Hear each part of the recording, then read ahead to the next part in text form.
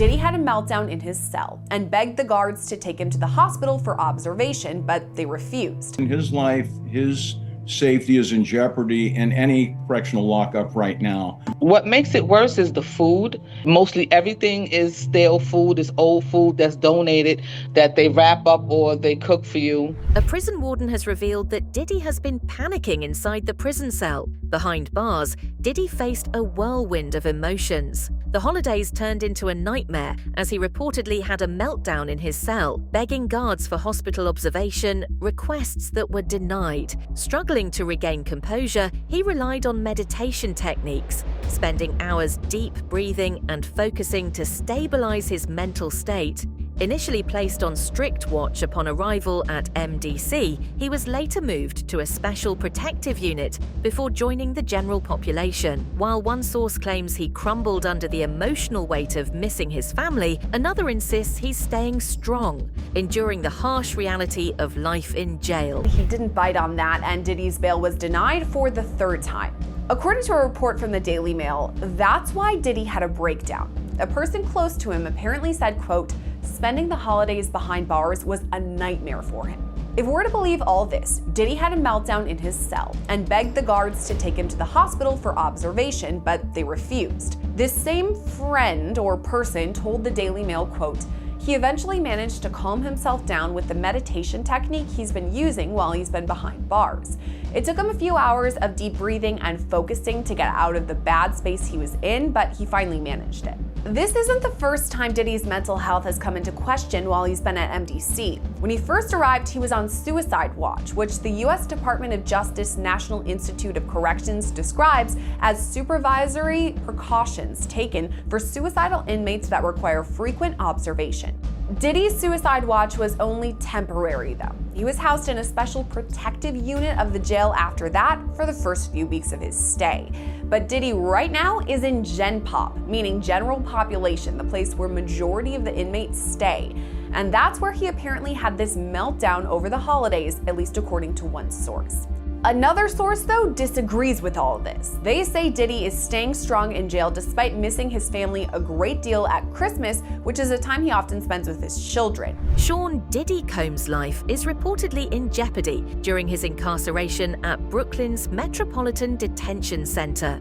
Former MDC warden Cameron Lindsay has expressed concerns that Diddy's celebrity status and the nature of the allegations against him could make him a target among inmates, with some viewing an attack on him as a badge of honor. To mitigate these risks, Diddy is being held in the special housing unit, isolated from the general population. Despite these precautions, the conditions remain harsh, with limited recreation time and minimal contact with family. The severity of his situation underscores the challenges high-profile individuals face in such environments. You say his fame makes him a target. Yes, in my humble estimation, his life, his safety is in jeopardy in any correctional lockup right now. If it is true, as reported, that he is housed in the special housing unit, it's important to note that the special housing unit is a lockdown, 24-hour lockdown unit. The MDC Brooklyn is a high-rise. The vast majority of the floors are general population floors. But the special housing unit is a 24-hour lockdown facility. So this is for Mr. Combs' protection. His incredible worldwide celebrity combined with the allegations, the charges now, and indictment, of course, of acts of violence against women make him a very attractive target. All right. Obviously, they need to safeguard him. An attorney slammed the MDC jail where Diddy is currently held, describing it as full of roaches and reeking of mold. She claims the food itself is moldy, making survival in such conditions even worse. Her statement sheds light on the appalling state of the jail's environment and treatment. Lots of prisoners complain about lots of different jails and they say that the conditions are not up to scratch. What, in your opinion, makes the MDC stand out? What makes it worse? What makes it worse is the food. Mostly everything is stale food, is old food that's donated, that they wrap up or they cook for you. It's full of not roaches and the giant cockroaches. You know, you can smell the mold, you can smell the rot, you can smell the jail that it needs to be rebuilt. It needs help. I don't think anyone should be in that particular jail. You're in prison and you're serving time, or you're waiting, to go to court or to go to trial or whatever it is, does not mean that you're not a human being. Just like what's going on with Diddy, he still deserves to be treated as a human being.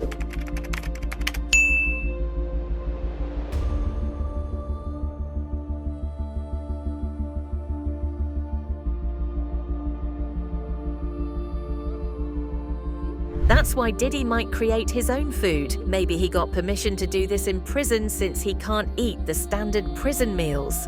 Diddy is apparently refusing meals. I don't know if it's all of them, but he's refusing some of them, and he's been reportedly looking a lot thinner. Why would that be? Maybe he doesn't like the cuisine, or maybe now that he's actually in a dormitory unit, he's not living in his cell. Well, he's living in the cell, but he's not in there all day long. Now he can buy items at the commissary, and because of that, he may be making his own food. He probably has access to a microwave oven, or maybe like boiling hot water, and they make burritos and different things. He doesn't want to eat the prison food, I suppose, because he's scared somebody's going to put something in it. I've said this before. That's the way to get to this guy. Poison his food, turn him off like a light switch, and he can't testify against anyone.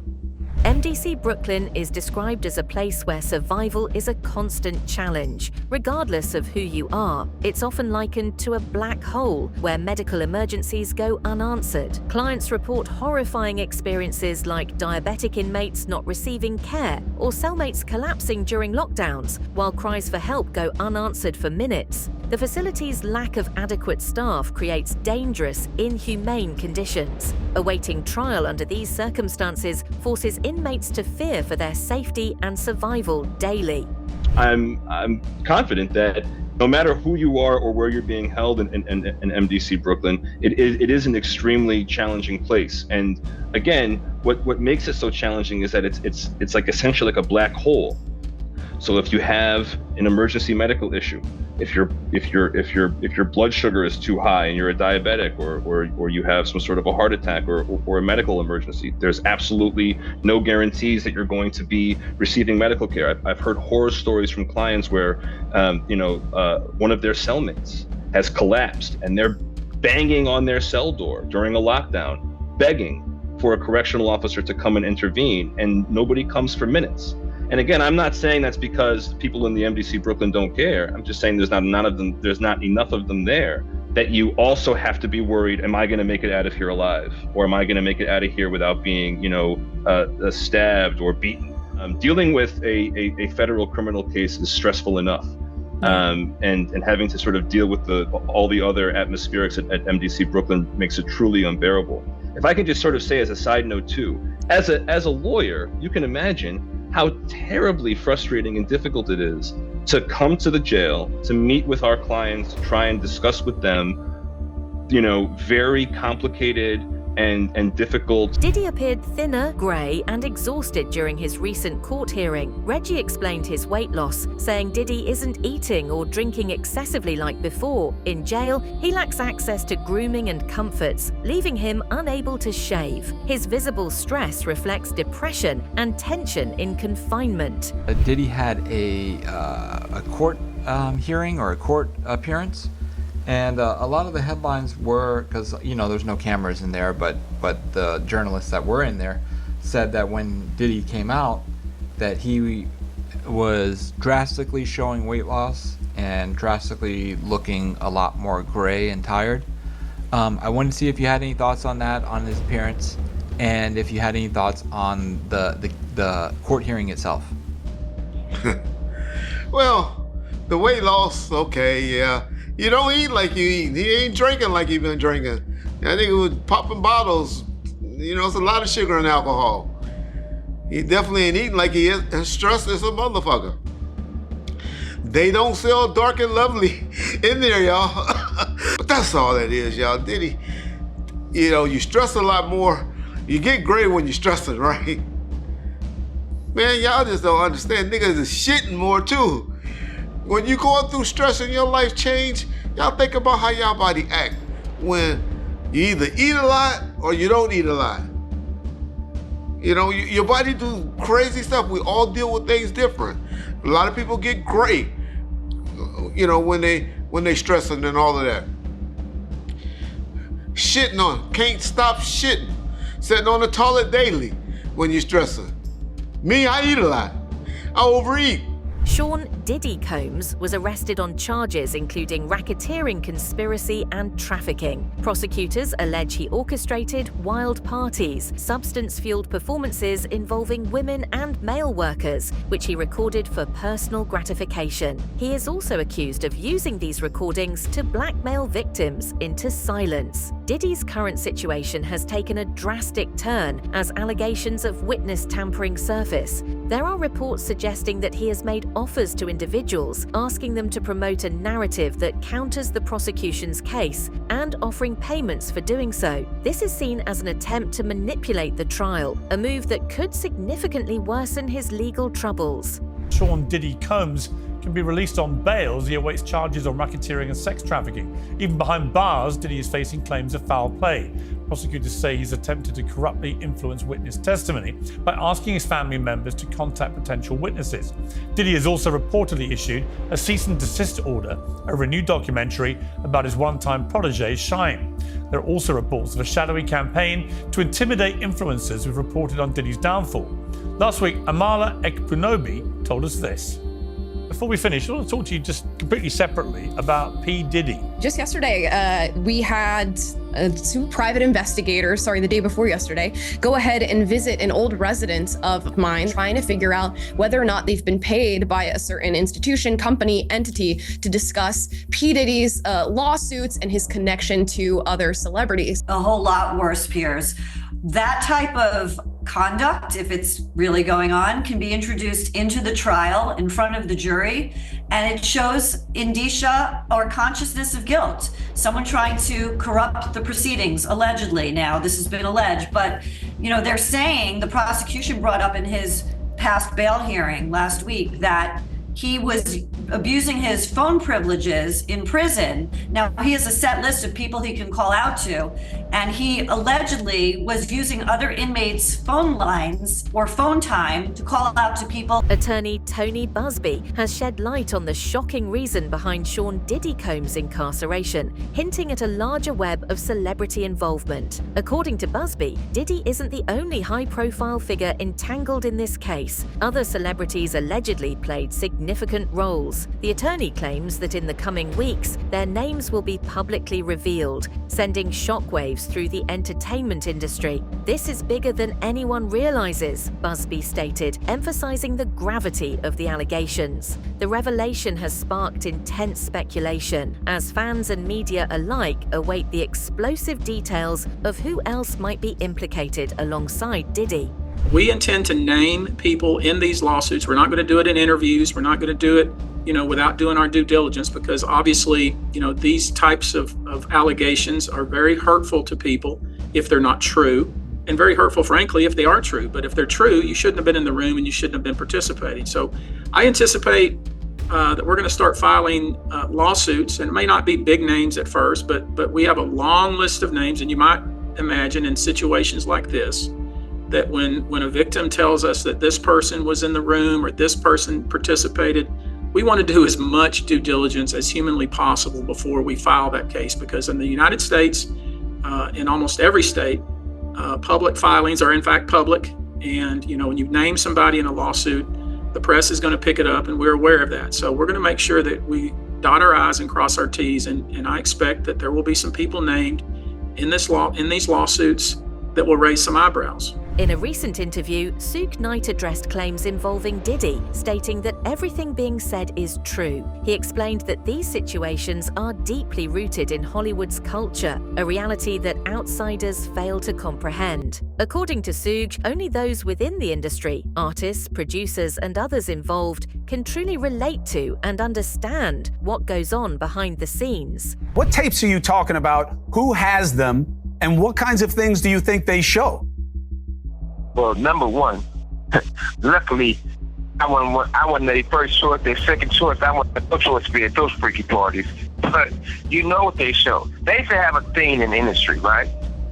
And the sad thing about it, I don't like mentioning Usher. I don't like mentioning Justin Bieber. I don't like mentioning all these people that everybody know what time it is. So at the same time, they used to have a joke. They never played this joke with me. And they used to walk in the Interscope office. They'd go back there and they'd be like, hey, we passed the test. Yeah, listen, and also, have you ever been to any puffy parties? No. You sure they had a long time to think about it, but if you haven't been in those butt naked parties, even some of the preachers been in those parties, and they wasn't on their knees praying for God.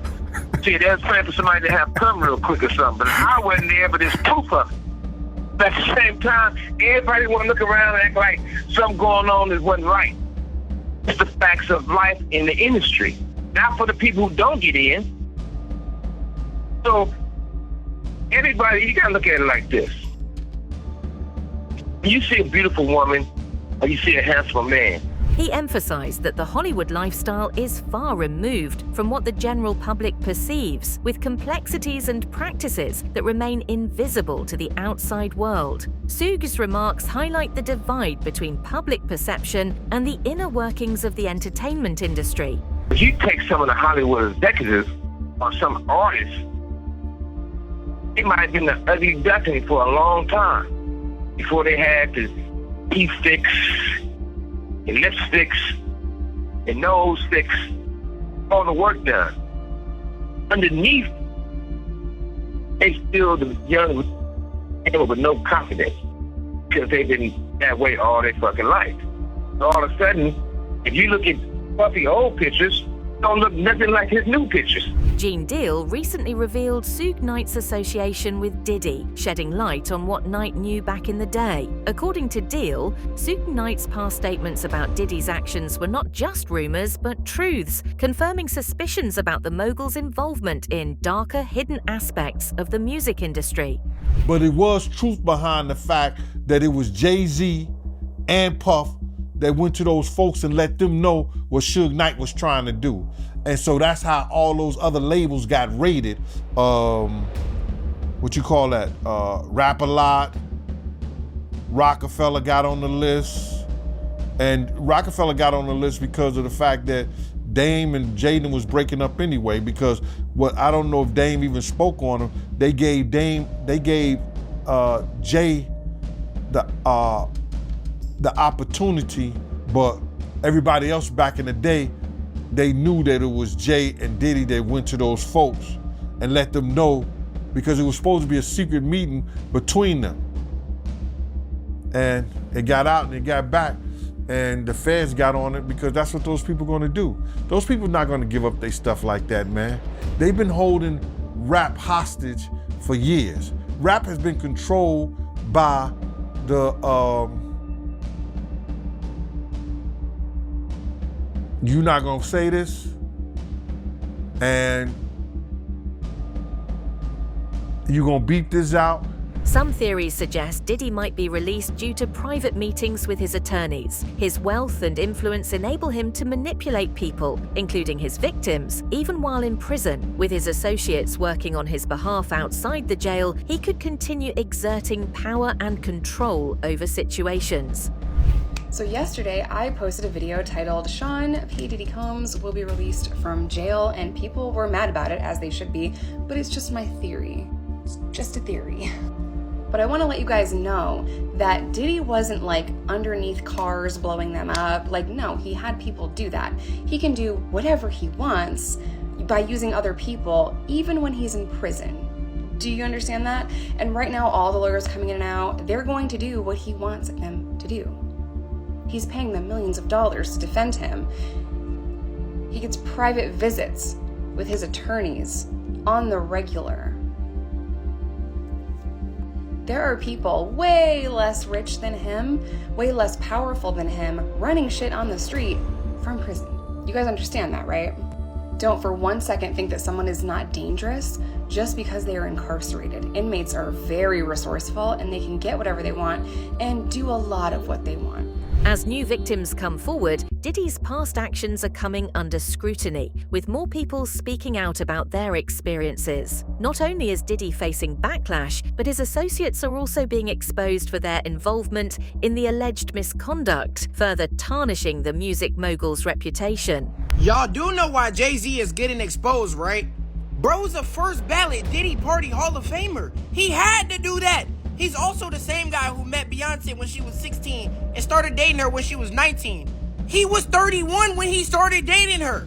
Now that got Diddy written all over it. And if you see the lawsuit, it'll shock you, bro. The lawsuit says that it was Jay-Z and Diddy at the party. Once they gave her a drink and she got lightheaded and went to the room to lay down, that's when they came and capitalized. The girl is 13. Now the real question is, what is a 13-year-old doing at a party?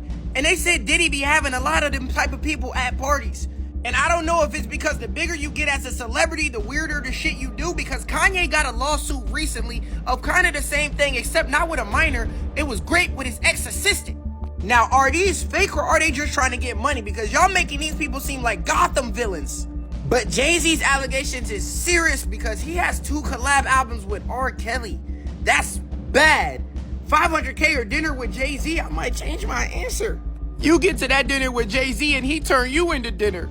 Jaguar Wright has been making waves by exposing music industry moguls Diddy and Jay-Z. She claims they've been involved in questionable activities for years, shedding light on behind-the-scenes secrets. Wright accuses them of manipulating and exploiting artists, adding to the growing list of industry controversies she's revealing. Did you ever see Diddy around Jay-Z? I mean, of course. At parties, at events. Everyone knows this. This ain't nothing new. Everyone knows this. The simple fact that that nigga went and did exactly everything I said he was gonna do. I said on Piers Morgan, I've been making that jump ever since, but don't nobody wanna give me credit for that. All of these people he been robbing all of these years. And I know I'm responsible for him losing at least $125 million in the past 2 months. I'm crazy, right? How could I do that if I'm not right? Come on. See, I don't need to be right. I just need to admit that y'all was wrong. If I could get a dollar for every person that's called me a liar in the past 5 years, then I would be financing. I buy my satellite next week. You do seem like a keeper of information. That's it for today's video. Stay tuned until next time.